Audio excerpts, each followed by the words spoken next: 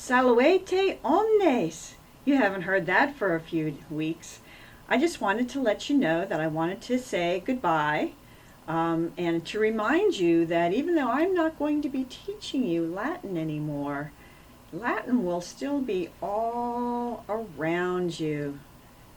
So, I thought I would wear my Latin toga with my Roman jewelry, and I'll put my palla on, which is my cloak, and talk to you a little bit about how you will find Latin all around you. You already see Latin in the sky when you look up and see the constellations. We talked about Leo, Gemini, Taurus, all those Latin constellation names in the sky. And of course, you're going to see the Sol Lucet, the sun shining. You will see the Luna Lucet, the moon shining. You will even feel the ventus flat, the wind blowing. And when you see an ice cube in your drink this summer, glaciae, where we get our word glacier from, you will remember that that is a Latin word. But more than Latin words, we have Latin in our language, and I wanted to show you that. So let's take a look on the board. Every morning, we say before noon, a.m., ante meridian. And then once lunchtime happens, we talk about post meridian or p.m., afternoon. You use it all the time. Here's an abbreviation that you use when you're writing in English. E.g., did you know that that stands for a Latin phrase? The Latin phrase is exempli gratia. What does it mean in English? Let's take a look. Gratia means for the sake of, and exempli means an example. So when you see e.g., it just means for example.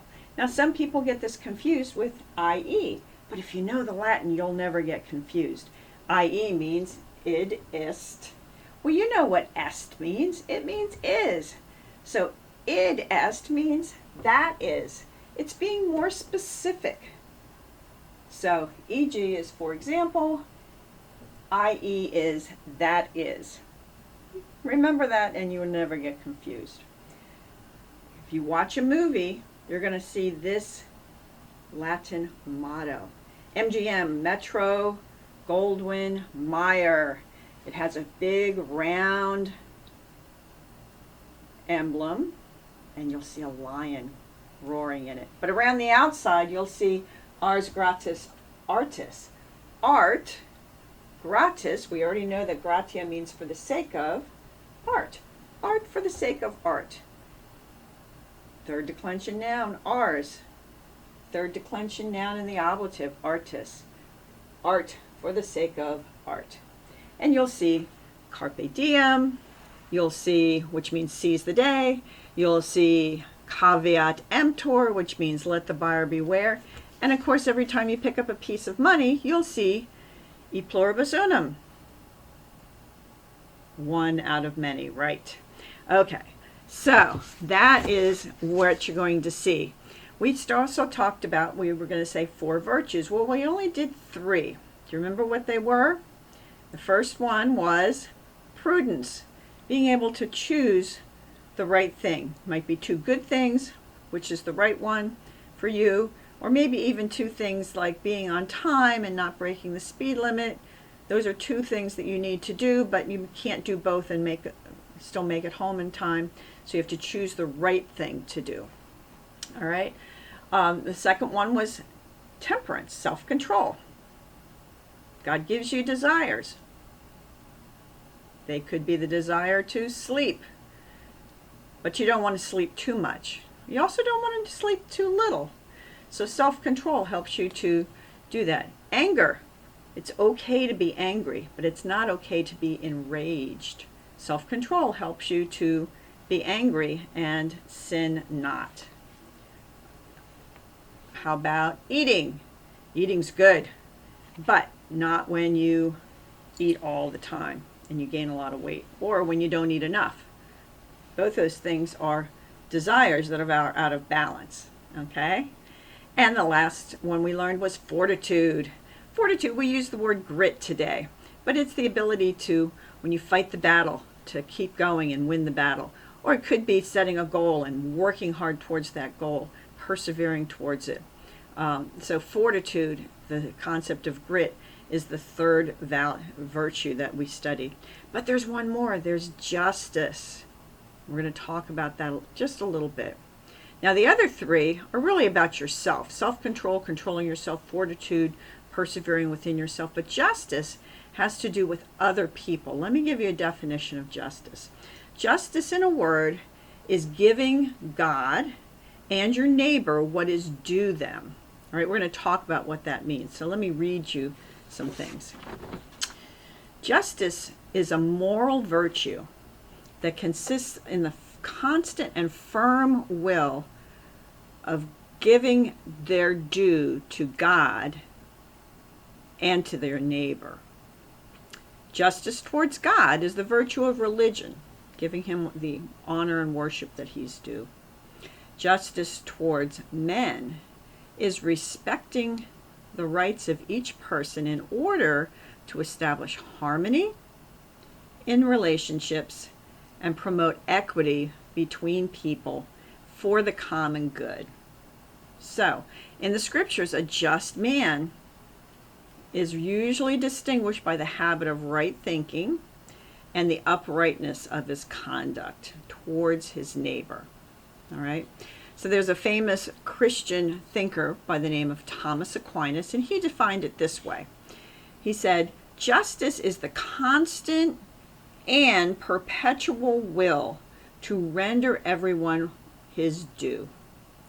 And he said that because man is a social animal. What does that mean? Man is a social animal. Of course, we're human beings. We're not animals. But it means just like we've struggled during COVID-19, we have not been able to get together. We have not been able to gather, to interact, to be with our friends. That's what it means when it says man is a social animal. Well, every day we would like to interact with people in different ways, different relationships. In order to ensure that these interactions go smoothly, Thomas Aquinas says that we've developed obligations that each individual and community must recognize. The virtue of justice guides men in their quest to respect these boundaries and responsibilities. So, let's say this in a simpler way. What is justice? It's giving a person what is rightly due to him or her. Justice respects the rights of other people. Okay?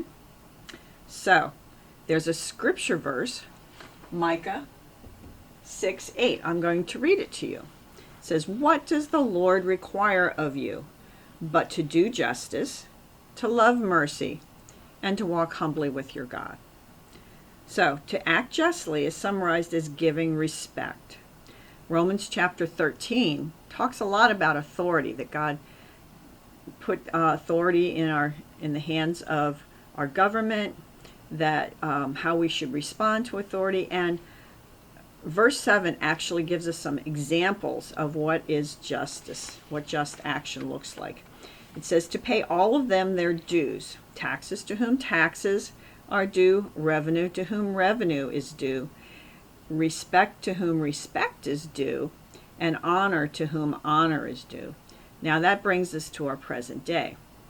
There's been a lot of talk about peace and justice. You cannot have peace without true justice. So there are groups of people that have been treated without respect and unjustly because of their ethnicity. Their rights are not being respected. And you don't have to earn these rights. Why? Because God created us in his image. It's called the imago Dei. So people, just because they're people, have certain rights. If you go back to the Declaration of Independence, our founding fathers recognized that. Everyone is created and has certain rights given by their Creator. So the virtue of justice is acknowledging that someone is created in the image of God and respecting their rights because of that. All right, so I hope that helps you have some discussions with your family and what's going on in our world today. And I just want to say, Valete, and to remind you that what God requires of us is to love justice, to excuse me, I'm sorry, I got that wrong. It's to do justice, to love mercy, and to walk humbly with our God. Okay? So, Valete. See you next year.